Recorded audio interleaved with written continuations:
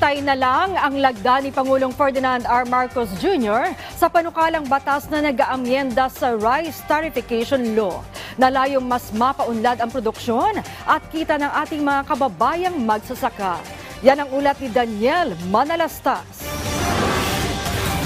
Palapit ng maipasa ang panukalang amyenda sa Rice Tariffication Law matapos ratipikahan ng dalawang kapulungan ng Kongreso ang Bicameral Conference Committee Report ng Senate Bill 2779 at House Bill number 10381.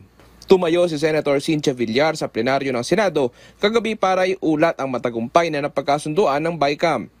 I am pleased to report on the successful outcome of the bicameral conference. The bicameral conference agreed to adopt the Senate version as the working draft of the discussion. The Chamber and our country's thanks as well, Senator Villar, for your hard work in the passage of this measure. Sa bersyon ng Senado, papayagang mag-import ng bigas kung walang available na locally produced rice.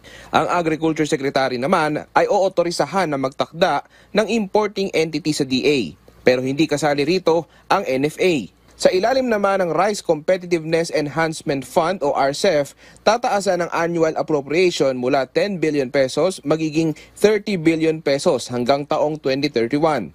Gagamitin ito ng mga implementing agencies. Inaasahan din ng RCEF ay magagamit para sa mga rice-producing areas tulad ng rice farm machineries na makakatulong para sa mga kababayan nating magsasaka.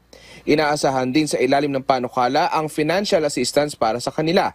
Bukod pa dyan ang expanded rice credit assistance para rin sa mga magsasaka na mayroong minimal interest rates at minimum collateral requirements. Bukod sa pag-utang, may lalaan din para sa rice training and extension services na higit sa 2 billion pesos.